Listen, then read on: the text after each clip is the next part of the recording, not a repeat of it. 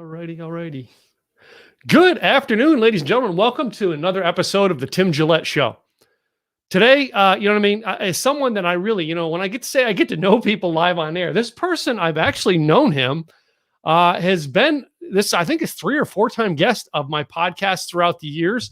It is always an honor to bring him on the show because every time he does, I actually take notes and learn. And now that we have a different format, I was like, hey, I want to put you on this new format. And of course, the second I sent out a message to say, hey, would you be on the show again? Within seconds, he responds back with an email and a message and literally connects me to his assistant to get this booked. This is a definition of leadership in America today, and I'm honored. I'm honored to call him a friend and someone who's always supported our show. Bob Burg, the go-giver as we know him, and I'm sure we're going to have a little bit of conversation around the go-giver and the pandemic. I'm sure we will. Because Bob always has great information when he comes. So let me bring him up here. Mr. Bob Burg, how are you, my friend? Brother Tim, terrific. How are you? I'm hunkered down. I haven't gone out anywhere. So what are you up to in this pandemic, Bob? Well, I'm really not up to anything more or less than I would have been. To me, it's just a shame that this whole thing has happened, and my heart breaks for everyone who's been so negatively affected by it. Other than it cutting down my speaking and so forth, which of course it did for any speaker. But I had really over the last few years been little by little taking myself off the road anyhow, and doing more online. So to me, it wasn't as much of a hardship in that regard, whereas some of our, yours and my fellow speakers and so forth, some of them just had, 50, 60, 70 bookings, taken off. And so really, I cannot complain personally about the adjustments I've had to make. My heart just breaks for everyone in the world who's been so affected by this. Yeah, it has me too. And, I luckily I had stuff already. I was an online type person. So luckily I was set up for it. But there's a lot of people out there, Bob, who were speakers who were getting in that now this threw a puzzle in their whole fork of things. You know what I mean? Oh, yeah. And your experience, I mean, you've got years on me doing this. You know what I mean? I think you got 20 years on me doing it, but I'm a lot older. So, yeah, well, I think you're a lot wiser. I don't call that older, but anyway, but there are people out there who are not in our field who are like, well, maybe I should jump into that field. What's your opinion on that to the guy who isn't a speaker wanting to jump into today's world? Well, I mean, I think like anything else, if you have a message to share, by all means. It's just that now a lot more is virtual, and that's fine. All my speaking engagements now are virtual, and even after the pandemic, I just decided I'm not going to travel anymore. To me, it's much easier and much better just doing it in the in front of the computer. But I'm kind of a homebody anyway, so I don't miss the travel aspect. But yeah, to anyone else doing that, by all means, come in and learn how to market yourself as a speaker. If you have a message to share, there's lots of people that need to hear it. Just, like anything else, you learn the business, and there's certainly plenty of information and plenty of people who can teach you how to market yourself online as a speaker and market yourself online as a salesperson. Jeb Blount has a great book out now called Online Marketing. Online Selling. Online Selling, which is a wonderful book. And people for speakers, people like David Newman and others have terrific information and teachings they do on how to do that. So I think it's like anything else, Tim. If there's always a reason not to and a reason to do something. So I would suggest if someone wants to, the water's warm. Absolutely.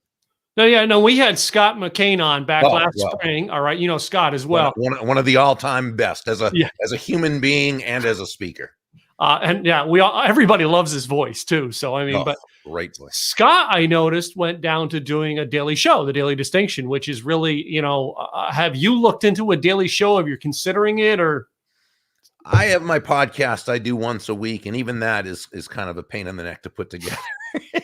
you know, I enjoy I do too. I know exactly what you mean. it's a lot more work than people think it is. So Yeah. once a week works for me really well with that.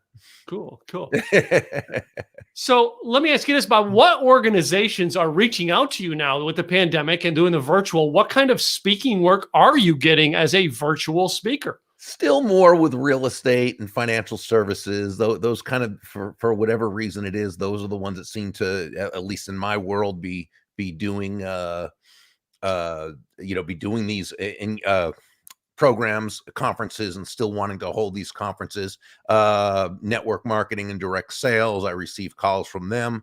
So just I think it's those organizations that feel the need to gather, even if it's not in person, but to gather even online in order to exchange information and so forth. So those seem to be the ones that are calling me. Cool. No, I've gotten invited to a lot of networking functions where it's basically a bunch of us in Zoom, and it's the whole time is trying to make the connections like a normal networking meeting would be in person, Yeah. but then they're giving you like a 10-minute speaking slot. Have you gotten any of those invites? I've gotten quite a few of them. Oh, I mean, I get those other, I don't, normally participate in those. I just get so many things I've got to do that there's some things that would be great, like that. It would be fantastic. I just have to sort of pick my spots where I can, do things. And those aren't something I particularly enjoy and feel as though there's, as much a benefit. I feel you on that one. Trust me. I did a lot of them thinking they were going to be a good thing. And you burn out on them. You know what I mean? You burn out on the concept. But anyway, how about writing? Are you doing any more writing during this time?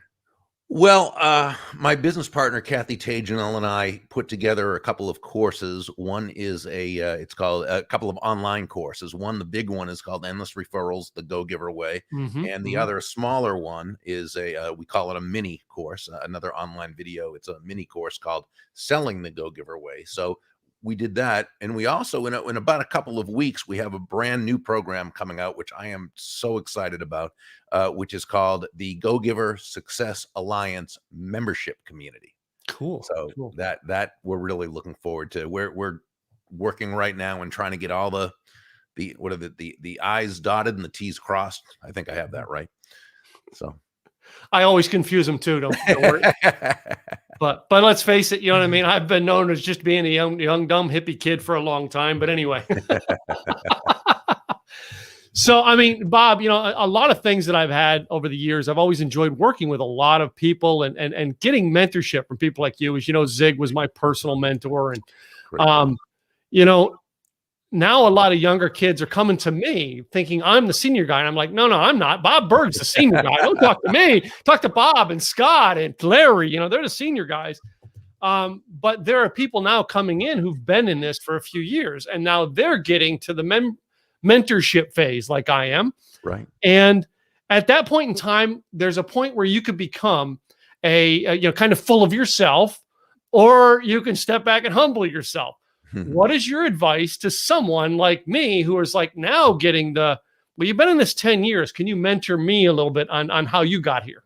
Well, I mean, I think you're naturally very humble. Every time I've ever spoken with you or communicated online, you're very humble. And I think that's just a part of your character. Yeah. Thank you. But I think like anything else, John David Mann, my co-author of the Go Giver series, we have a part in the second parable, the Go Giver leader, where we can say, there's some people, they get to a certain point where they were good when it came to the LEAD, but then they kind of reverse it and think they're the DEAL. Yeah. And you want to make sure you don't ever think not you, but I mean, any of us, we never want to fall into the trap of ever thinking we're the deal.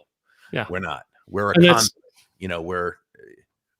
It's exactly why I wanted to ask you that question, because I knew that was going to be the answer. But it is, and it's been a trying time for me because I've learned stuff through it, and I know there's a lot of other people who are in my shoes and figuring this out. Now, I was more skilled at the online things maybe than you were, you know what I mean, or Larry, or even Tom Ziegler, because Tom and I talked about it as well. But the communication skills haven't changed. All right. Whether we're online speaking on a screen or we're in person speaking, the difference I've had is if I'm speaking at a function where it's Zoom and I can't see the comments. I want the interaction. I don't know about you. How are you for the interaction type thing? So I'm really not good at multitasking. So Mm. if I'm speaking and you know, most of it is presentation and so forth, but I'm not really able to look at the comments. Okay. Mhm. But so I will ask my host or the person who put it together if they can do that. Mhm. And, you know, what I'll often do is before I speak, I'll say, you know, I know there's a comment section. And if, you know, if you're saying anything to me, please don't think I'm ignoring you. Don't think I'm not acknowledging you. Yeah. I'm just not able to really look and be able to keep my focus. So, you know, Joe or Mary, you know, whomever is going to every so often stop and let me know about questions or comments and so forth. So, you know, it's a workaround I have to do because I know if I'm going to be looking and trying to go, it just isn't, it's going to take away from the value I can provide an audience. For me, it was always, Bob, the live audiences of watching the faces in the audience. Oh yeah. And that's the thing that I'm having a hard time still grasping is because I miss the faces. And that the facial expressions tell me I hit that person, you know what I mean? Or I need to make this more clear, or you know what I mean? And that's right. what I'm missing. So I don't know if you're missing it too. Oh yeah, yes, absolutely. Absolutely. You know, you can look at all the little squares when you have it on galley setting and everything. And depending upon how big the audience is, that one page may not be the whole thing. So you're not really seeing everyone, but you can kind of look. And if you say something that's supposed to be a laugh line, you know, and you can kind of see the people's faces and whether it hits or not. And that's good encouragement, or whether someone's smiling at a place where you hope they are. And but yeah, it's a much different animal than actually being in front of people and being able to see those expressions right in front of you. Yeah, I sure do miss that about the whole thing. And you know, the loves and the hugs and the handshakes you get afterwards, you know what I mean? I do miss that because Sure, I think absolutely. some of the greatest points that I've gotten for future speeches came from a question asked by someone after you got off a stage. Yeah. And I don't know if you're that way as well, but Sure. it's usually that was the feedback I got, that I went, oh man, I put a mental note in and then I put that into the next speech. But I mean, you know, some of the interesting things that I'm going through with this, struggles that I'm facing, I don't know if you are or not, but the struggles I'm facing now is reaching out to my mentor, because I know he himself, same as me, he's got more stuff going on than anything. And it's like, you know, I want to call him up and go, I don't want to waste your time, but I got a question. Can you answer it? How are you dealing with that? Do you feel like, you know, you're busy dealing with people calling you? Well, so it's interesting that you bring that up, because one thing I'm receiving a lot more is people who, you know, who I know I'm not necessarily great friends with them, but have a connection with them, and you know, I consider them friends. But they're writing me asking if, you know, we can do a 30-minute catching up Zoom chat. Yeah. And it's really not something I, you know, really feel like I want to do. You know, that's really not my thing.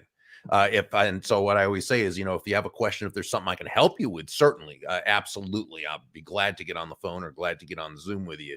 But you know, the catch up calls is just really not something that's my, you know, my thing that I enjoy. I just don't. And you know, the fact is, I just can't do. You know, all of them would take my day up, and I've got a lot of work to do. So I you know, I'm always very I guess careful, because I never want to come across or come off as though, you know, I don't have time for you or something like that. Because I'll always make time if it's something that is very necessary. If it has meaning, purpose, I guess. But catch up calls to say hi just aren't, you know, really something I want to do. And again, to take one is fine, but you know, when you have a whole bunch of them, it takes your day. So I you know, I just always hope people understand. Yeah, no, and I kind of grasped that concept when I first got into podcasting, gosh, 8-9 years ago. I was, you know, I had a good week where I think I got acceptance of the people. I think Larry was on one in a month's time. I had Larry on. I had Guy Kawasaki on. You know, I mean, I had some meaningful people on. Absolutely. And I felt gutsy, so I reached out to the Clinton Foundation, because I liked Bill as a president, but I like, hey, Bill, any chance I can get Bill Clinton on, you know? And they said, listen, we would love to, but if we did it for you, we'd have to do it for everybody. And right now, Mr. Clinton's schedule is kind of booked up. And that taught me at a younger age to go, okay, I need to respect some of these people's time. Well, I mean, you can always ask, but it doesn't hurt to ask. Yeah. No. And with something like that, it's, I mean, he's a guest. It's not like you were just calling to chit chat. Yeah. To chit chat or catch up or touch base. I mean, there was a specific purpose. Yeah. You never know. He could have absolutely said yes. Yeah. Now, I personally, in this pandemic time, and I was kind of starting to do it before, but the pandemic had opened it up nicely for me to do. Now you're a friend, and I've just invited you back. But a lot of people reach out and say, "You have a podcast," or they want to do that one-on-one. And I say, "Hey, let me interview you on the podcast, and that'll be our one-on-one." I don't know if you're into that kind of thing, but for me, it turned the page to where now I get to know the person, and it's recorded, and it's content I can use later. Yeah. Thoughts on that? I'd love to have your thoughts. Well, with me, it wouldn't work for a couple of reasons. One is I only do one a week, and that's all I want to do. Yeah. And mine are very much, I go through the information very, not that you don't, but I go through it very intently. Mine's very scripted out. We know what we're going to talk about, and it's very. You don't do an interview podcast, do you? I do. You do? I do. I start out with a thought of the day, which is about a 2-minute. Yeah. And it's usually related to what the guest is going to be discussing, but it's not totally it. So I make it so it's and then I interview the guest. And so, if I don't necessarily know the person real well anyway, it's just not something where I would necessarily invite them on. So with mine, it's a little more structured in that way. And again, I only do one a day, so I'm one a week, one a week at the most. Yeah. So that's not something that would really work for me. But we all have our own different things we do, and my feeling is I respect everyone's business model, and I stay congruent with mine. And you just hope people understand. Yeah. Well, I mean, and even I set up a system, and I'll get to that in a minute. But how many versions or what you do online? How many different times did you change it till you come up with the current model? In what regard? In your podcast. So like when I first interviewed you, if you remember that logo there, I was the rocker life coach guy, and my brand is now changed in such a way that, what I mean? Now we're blogging VideoCon and we do simple, easy marketing, but my formats. So this show is a format based on conversation. I learned it from studying Larry King's interview style. And then I have another podcast, which is just me and my system sharing on a daily basis. Mm-hmm. That took me from when I started this concept that I'm currently on now with the interview and that took me 3 years to get it to this stage. Mm-hmm. And I want to say I changed it 4 times. How many times did you change yours? Or how many stages did you have to change it to make it to what it is? No, my podcast has always just been the Go Giver podcast, and I've always done the same basic format. Mm-hmm. Yeah. Sometimes I do a solo show without a guest. Mm-hmm. Maybe one out of every 40 or 50 or something times I do that, but not often. Usually it's a guest. And I do the whole, I do the 2 minutes at the beginning and then the now in my speaking career, I've done a couple of reinventions over the years, but that's over the course of 30 years. Yeah. And, but no, I've pretty much stayed congruent with the Go Giver brand since that came out. That, everything is kind of built to every product, every podcast, everything I do is pretty much around that premise. Mm-hmm. So we found ours. I mean, our new trademarked idea and everything, we've got it, but I went through 7 versions to get to that. You know what I mean? I don't know how many you went before you got to the Go Giver, but you're probably smarter than I am. I wasn't the. No, I'm not, I know I'm not smarter, but I probably, I started out speaking on one topic and then kind of another, and then another, and then finally the Go Giver one. So I probably went through about 4 incarnations in my speaking career before landing on the Go Giver one.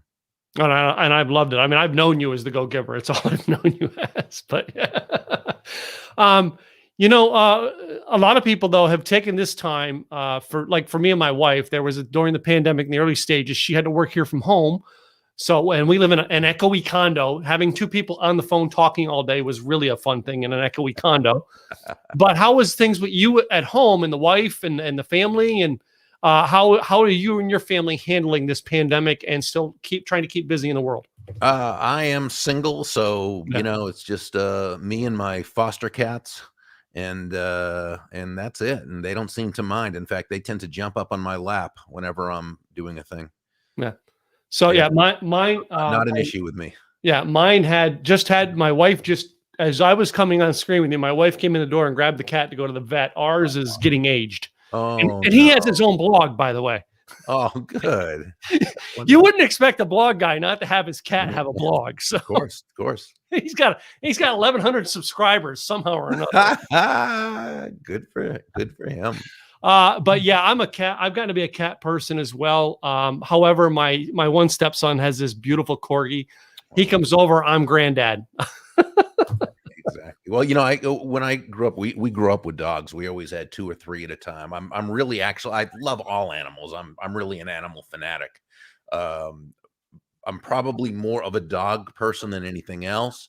But because I live in a condo and it would be difficult to like have a dog and really be able to take care of it. So I foster cats since my one that I had for quite a while. He passed a while back. So since then, I've just been fostering for one of the local agencies until we find their forever homes for them. And so we just had 3 that we found homes for, and I have another one coming on Monday. And so we'll see what happens there. Well, that's good. I mean, you're still tied into your community by helping the cats out. You know what I mean? We made in this pandemic, as part of our events, we started making a give back to our local community with, every month we have a different charity we give to. What are you guys doing now in this pandemic to do give back? Did it enhance your level? I know you're a giver as it is, but did it enhance your level of giving back? I don't really consider charity giving back. I kind of have an issue with that term, actually. Okay, I would love to have that opinion shared on my show, please. Sure. And I share this from time to time. I typically don't volunteer it, but when it's brought up, I will. So I think the term giving back, which first of all, I think it's another word for charity. Okay, which we love, we agree with, and we hope everybody does that. But I think that the way the term giving back has kind of come into the lexicon of society, it's almost like, it's usually used as, well, I made a lot of money off of others, so now I'm going to do the right thing and give back. And it kind of, to me, and some of the other people, especially some prosperity people who I know are very charitable, by the way, we all kind of see that as, it sounds like it's coming from a place of prosperity, but it's sort of coming from a place of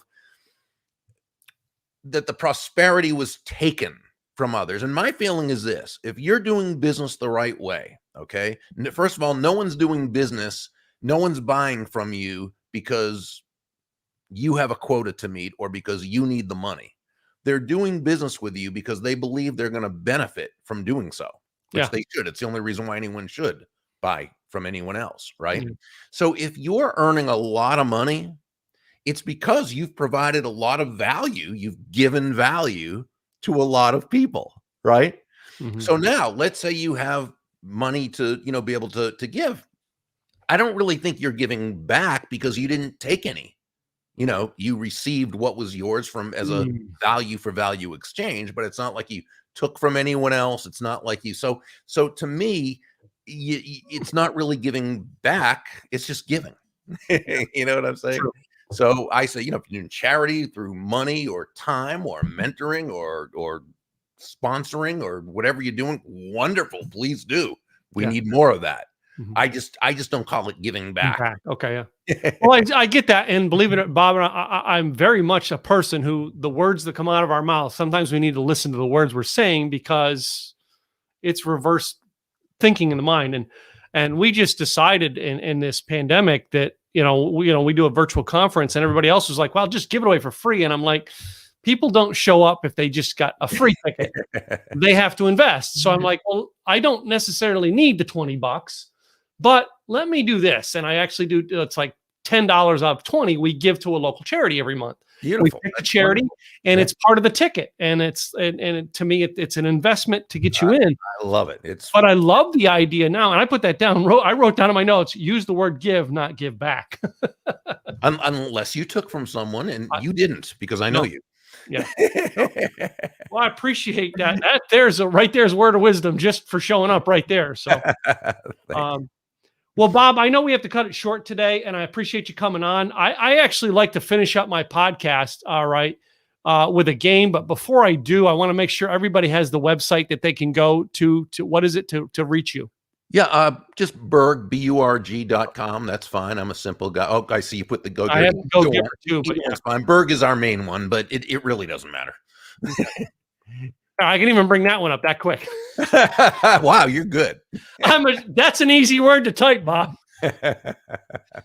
But anyway, I'm going to leave that up there while I do. I'd like to finish up with a game just to kind of end the show on a fun note. All right. And it's just I seen Sammy Hagar do it. I thought I was cooler than Sammy Hagar at one point in time. I think you are, and he's pretty cool. I love Sammy doing this, but I had to come up with my own version and make it.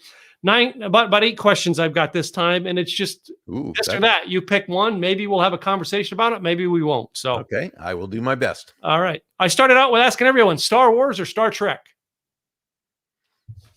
Star Wars. Star Wars. Yeah. I was not really into either one of them until I got later in life, so it's no big deal. In this pandemic, Bob, are you still dressing up, or are you just putting the sweatpants on and dressed up from the waist up? The only false premise there is the word still, because when I'm home, I'm never dressed up. So I've got shorts on, and I'm only wearing this shirt because I'm doing this interview with you. Otherwise, I'd have a tank top on. Yeah, cool. Not wearing shoes. Me either. Yeah, don't wear shoes. But, in the world now of listening to podcasts, all right, and getting all of our content in different ways, are you still someone reading books, or are you listening to like audiobooks and podcasts? Nah, I'm a books person. Books still got to read the written word. Okay. Well, let me move on to some fun topics here. All right. If we're going out for a snack, you and I, are we going to get a hamburger or a taco? How do I say this without sounding like I don't eat anything that came from an animal. So no. You're a vegetarian, but there's good vegan tacos. Have you had a good vegan taco? If it's vegan, and I do have the the Impossible Whopper, which of course is a vegan. It's a vegan burger, yeah. But but I always like to remind vegans. I mean, I've had some vegan tacos that are like kick ass. My friend. I'd love to have them because I love tacos. I haven't had them in years just because they usually have meat. But yeah, no, you got it. There's a vegans ones out there, and when you can find somebody who can make a good vegan one, you will remember their recipe. All right, God, I love it. I look forward to that. So if we're going out for a drink, are we gonna have a cup of coffee or a cup of tea, or which do you start your morning with? Coffee, yeah. I see you're a Dunkin' man, not a Starbucks man. Yeah, I grew up. I grew up in the greater Boston area, which is really Dunkin' territory. Yeah. Yep. Yeah. I lived up there for a while. Yep, I remember Dunkin' Donuts night and day. So every block. Yeah. So how about pineapple on pizza? Does it belong? Yes or no? No, I don't think so. Okay, that's hey, my opinion only. Cool. So, I get 2 very controversial questions I'd like to end this on. The next one is okay. The toilet paper, does it go over on the roll or under? It's definitely over because that's how it's designed. I mean, that they put the design on the thing because it's supposed to go over. I learned that from Ann Landers like 30 years ago in one of her newspaper columns. Scott, when he was on the show, Scott said, that was a question when I was on radio that you could ask and the phone lines would light up. Yeah, exactly. My last one's kind of the weird one I ask, and that is boxers or briefs. Wait, Bob, do you even know what they are? No, that's the thing. I get confused between the two. The ones that are tighter, I guess, which is briefs, right? Yeah. As you can see, it's all designed to be fun. One more time, Bob, let the people on the audio know your website so they can get a hold of you. Yeah, Burg.com, BURG.com. Oh, cool. And Megan, thanks for stopping in. Megan. My great friend, Megan. She was on the podcast here last year and has sent us an awful lot of great guests. So she is one of my Austin awesomes. Yep. So she's not that far from the Dallas area, and I look forward to one of these days to going down there by her and saying hi. So yeah, she's doing a lot. So, well, hey, Bob, I appreciate you taking time out of your schedule today, being on our show and sharing your great wisdom. It is always good to see you, my friend. Tim, I always appreciate you. Best of continued success to you. Thank you, sir. So, hey, to you, the listener, I want to thank you for tuning in today. Do me a favor. Go check out Bob Burg. Check out The Go Giver. Check out Burg.com and get to know Bob. All right. You're going to see that this is someone that you really need to be connected to. I thank you for listening in. Do us a favor. Subscribe to our YouTube channel as well as our podcast, wherever you get your podcasts. I'm Tim Gillette with The Tim Gillette Show, and I'll be back with another episode real soon. Bye now.